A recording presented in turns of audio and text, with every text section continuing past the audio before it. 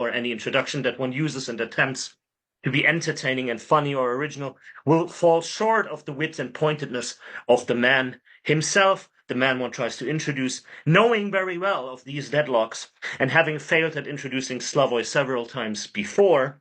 I will try to fail better, but very briefly. I just want to mention very few things. It is clear and without any question that Slavoj is one of the, if not the most important living Hegelian philosopher, one of the, if not the most important Lacanian theorist, and one of the, if not the most relevant communist thinker of our times. He's a senior researcher at the University of Ljubljana, international director at the Birkbeck Institute for the Humanities in London, and guest professor at several universities on this planet. The most recent extensions of his majestic and gigantic oeuvre are Too Late to Awaken, What Lies Ahead When There Is No Future from Ellen Lane this year, Freedom, a Disease Without Cure from Bloomsbury also this year, and about to come out is Christian Atheism, How to Be a Real Materialist, also with Bloomsbury. Slavoj, thank you so much for being with us today. We really are looking forward to this conversation. It's my honor to be here, and just let me add something I didn't know about Cornel West.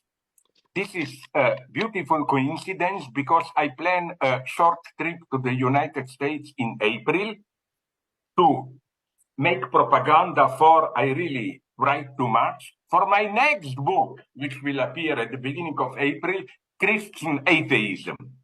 And since Cornel is also some kind of theologist and politically way to the left, I'm glad he already also accepted and glad to announce that we will have somewhere in New York a big public debate.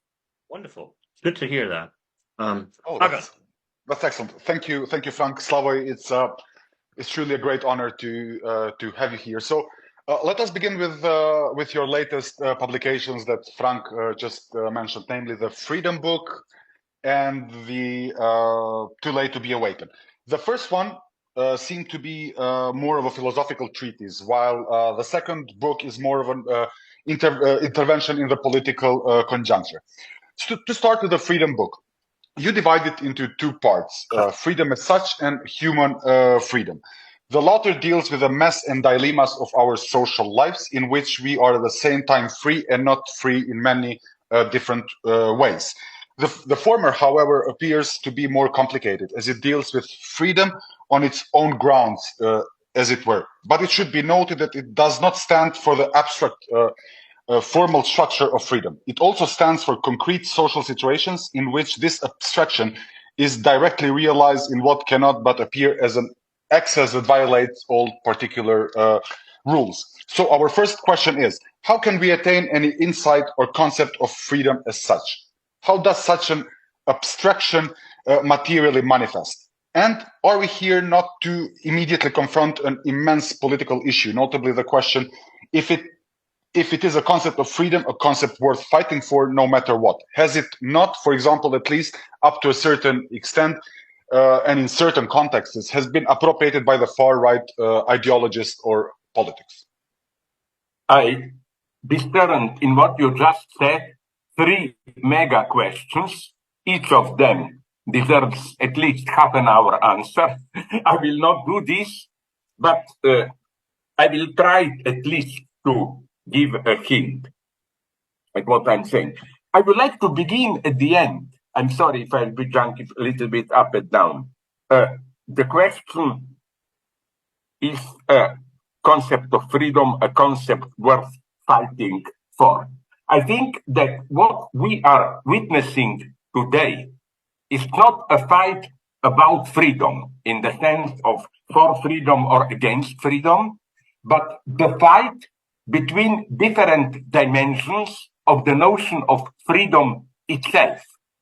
For example, on one extreme, he is so crazy that I almost like him, Milei, the new Argentinian president, who defines himself as anarcho-capitalist. He will, I think, not be able to fulfill his program. but to actualize his program. But it's interesting when he was asked what to do in Argentina to fight poverty, and this is for me a consequent liberalism, at least a certain dimension of it.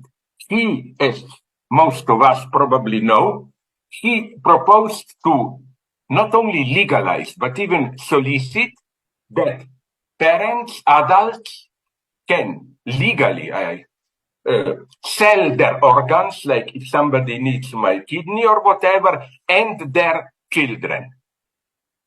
Now, in an abstract sense, you can say, yes, this is an important extension of the notion of freedom. You can even trade freely dispose of this.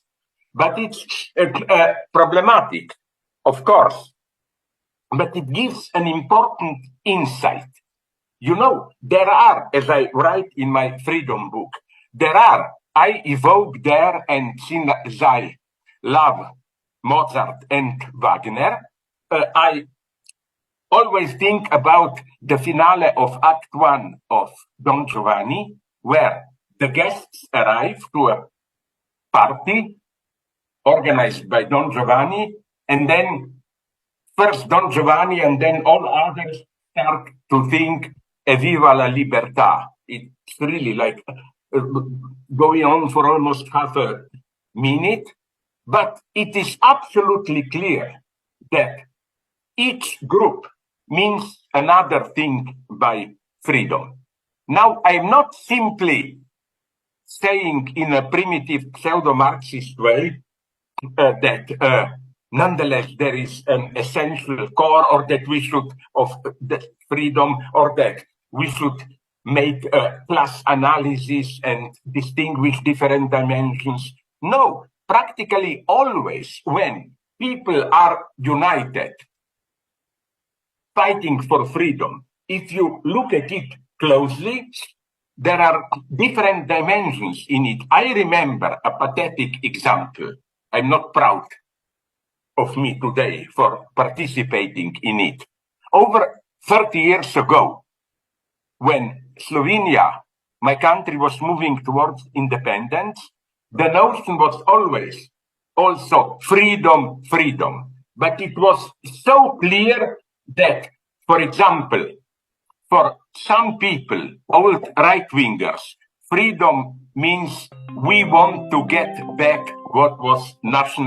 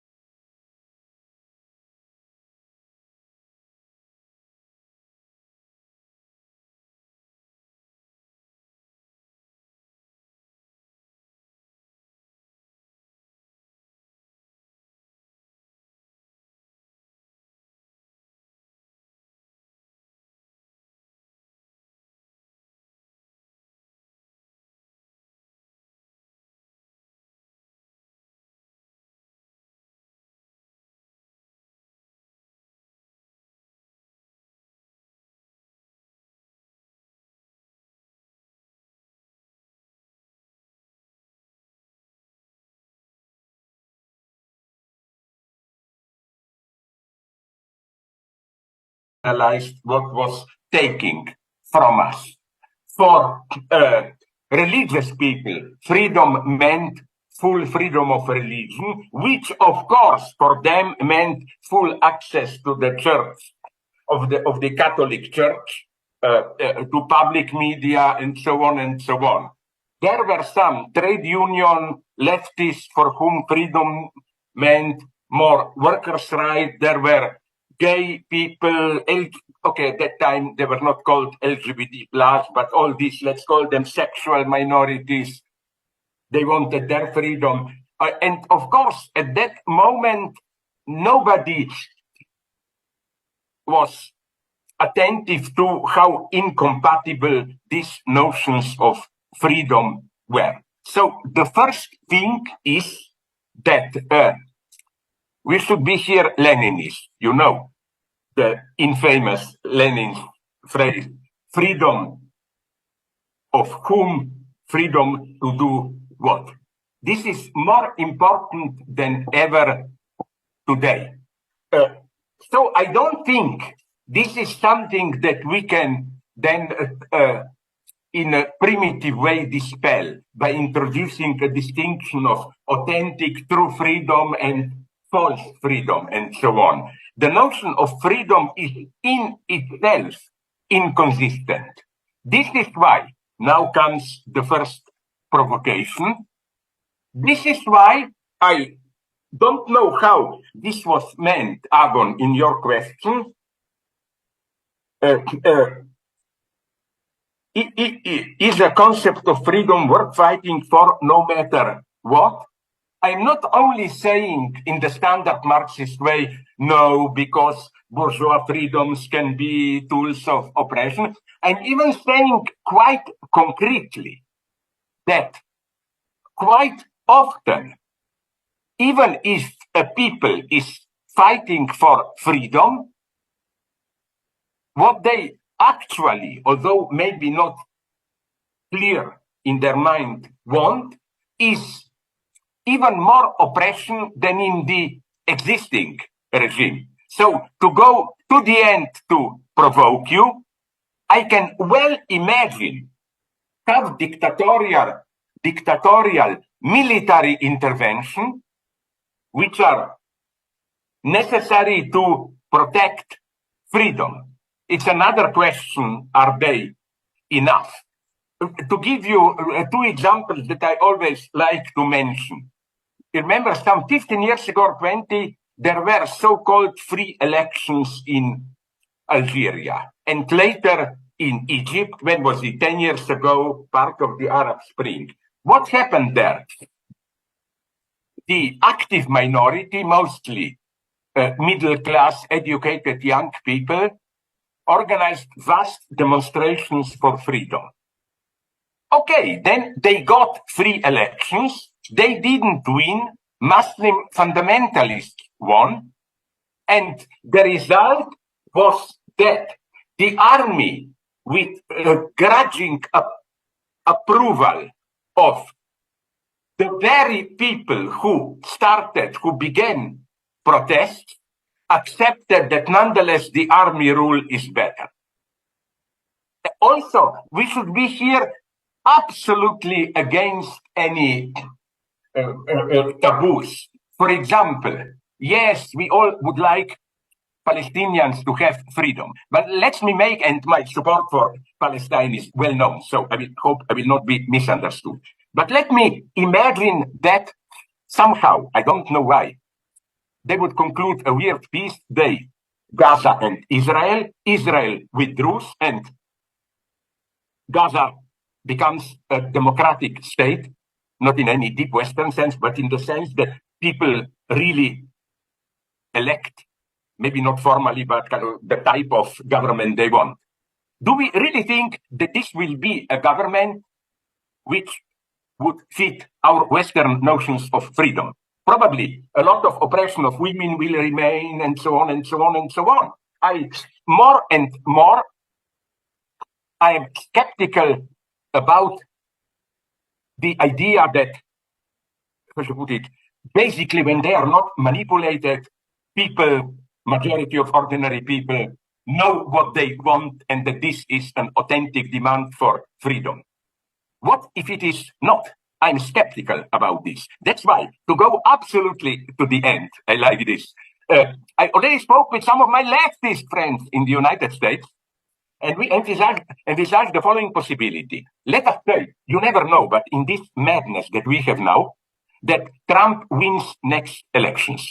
And let's say that he will not be more gentrified thing, but that he will continue his march towards total radical change in American political system.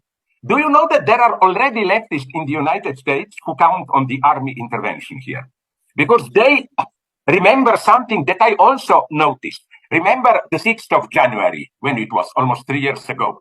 But do you know which was, today people don't like to hear this, when the dream of the leftists was appropriated by the new populist right, and what every leftist has wet dreams about the people penetrating the very seat of power when it happened.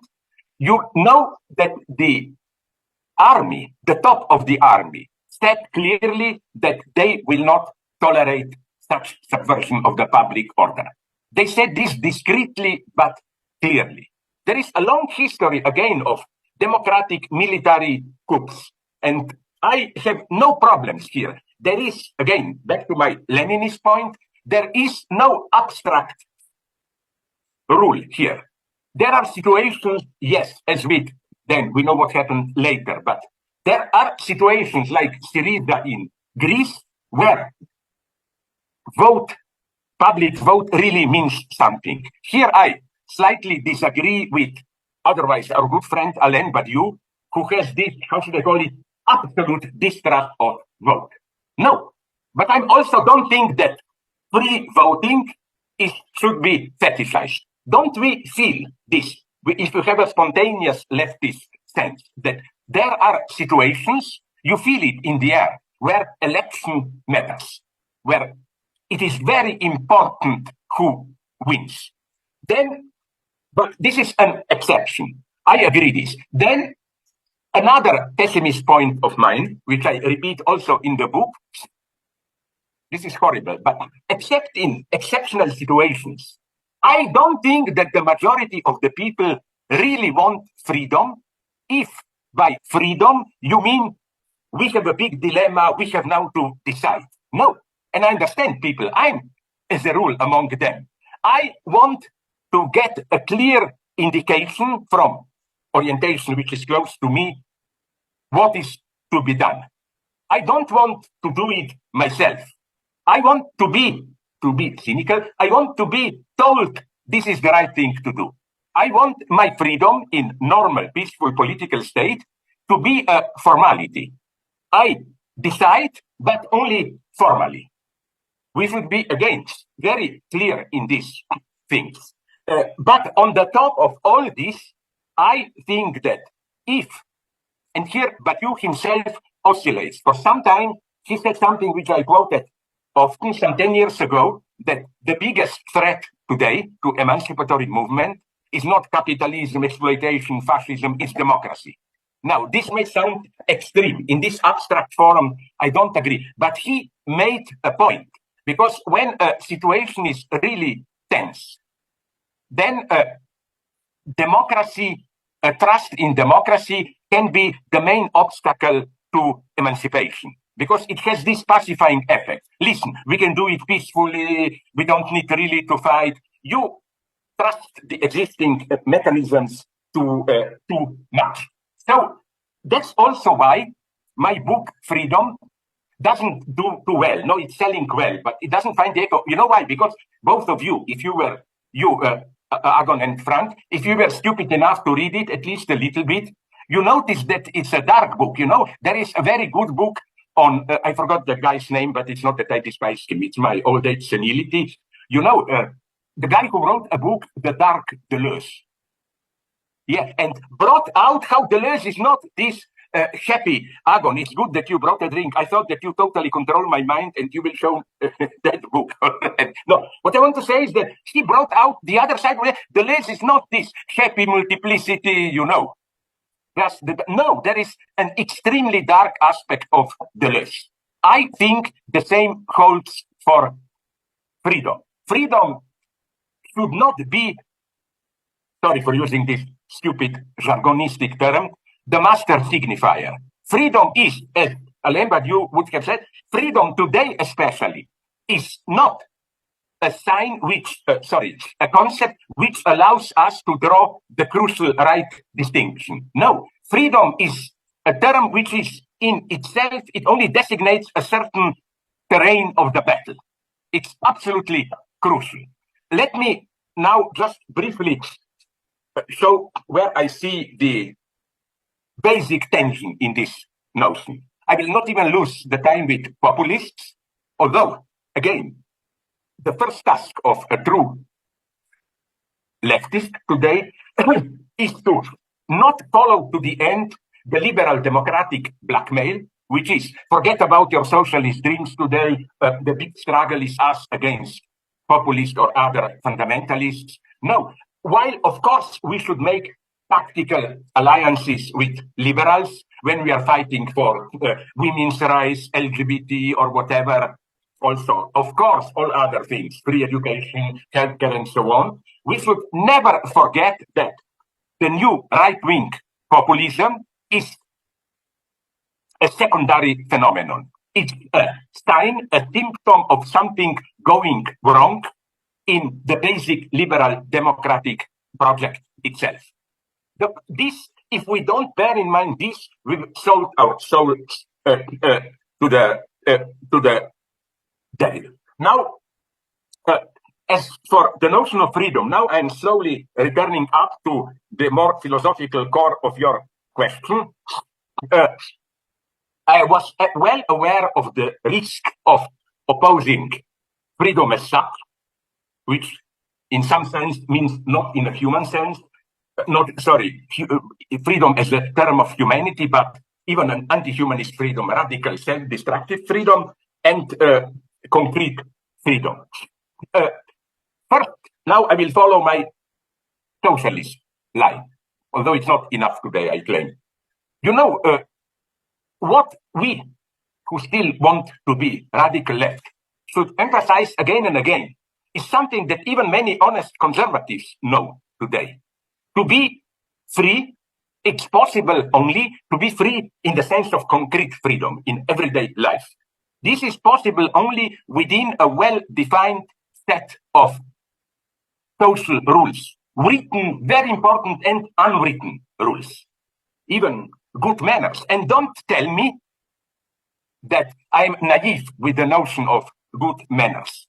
I'm more and more turning into a Leninist philosopher of manners, good manners. Now, you will laugh, but remember so-called Lenin's testament, when he criticized this guy, that guy, and then the orgasmic moment is Stalin, no? But what is his argument against Stalin? Not any political line. Stalin is too right-wing, too radical. No, read it. It's Stalin doesn't have good manners.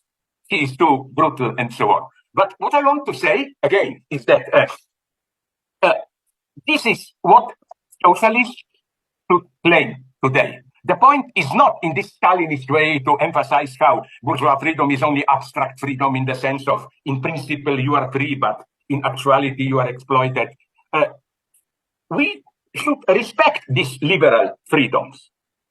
We should just add something, which is we should fight for concrete circumstances, laws, social manners, financial support, which enable people to actually enjoy these freedoms. For example, general health care for liberals, conservative liberals. This was, I don't like too much Obama, but he did try something great, which was already too much for the United States, Obamacare. You remember why? Okay, he half succeeded, then it was abolished by Trump. The basic conservative idea was this limits our freedom. The state will prescribe to you, you should take this doctor, you will lose your freedom there. Now here I'm on the side of Obama. Obama didn't limit your freedom. If you have money, you can still go to a better private doctor. But isn't it that we should all feel this, that today with all these new diseases, viruses, cancer, whatever, cancer is not new, but all the diseases we are obsessed with, isn't it that it contributes immensely to your sense of freedom if you don't have to think about this all the time? I'm not nostalgic of old socialism, but one thing I remember fondly, and hundreds of thousands in Slovenia do, that you were afraid to get cancer or whatever, but you could rely on it that if I get it, there is state financed healthcare which will, within the scope of what is possible, take care of it. You know how immensely liberating was this? How much more freedom did it give to you? The same is with free education. Liberals say, yes, you should be free to realize your potentials and so on. Yes, but without free education, this is meaningless. You need this, you know. So, and especially, but I don't have time to go into it now, I must emphasize unwritten rules of freedom, especially today when very few, although now things are turning dark, very few people would be openly, directly racist. Racism, sexism, and so on survive at the level of unwritten rules, everyday practices, and so on and so on. There is where our fights should be. Led. So this is one thing, but nonetheless, there are positions, moments, and I think we are approaching such a moment where a more radical measures will be necessary, where it's not enough just to say respect freedoms, give them a socialist twist, and so on, but where, and it's clear this is happening in the United States now, of all countries, where the basic social edifice, the social pact, which maintains a society, is disintegrating. So we are approaching a moment where a certain dose of abstract freedom, more radical freedom, will be necessary. By abstract freedom, I mean you no longer, in your free activity, you no longer can rely on the existing set of social laws, rules, manners. Can I come in there? Can I come in there? I mean, with the just because you propose in freedom exactly thereby to reposition what we mean by communism. That is, you explicitly say perhaps the time has come to reconceive communism as a counter-revolution, as an effort to establish a new stable order. And if we understand this correctly, I mean, the background of that point is that capitalism is a social organization, or form of social organization that perpetually self-revolutionizes itself, but not always in a good way, right? Also in very catastrophic ways. And hence the moment we try to, let's say, what we're confronted with, to revolutionize it, again, we're strangely seem to be confronted with the paradox that by opposing this self-revolutionizing tendency, by means of a revolution, we end up unwillingly reproduce what we try to overcome. I mean, somehow your critique, I think, of China or contemporary China, at least some versions of it, might exactly point in that direction. So the true way, you seem to be saying, to revolutionize that permanent revolutionizing is to counter-revolutionize, means to propose a new form of stability, a new form of social order, a new form of, let's say, social bond, so to speak. And so we were wondering, would you say that this is still Marx's old line, right? I mean, as you know, no, I admit it, I'm a Hegelian here.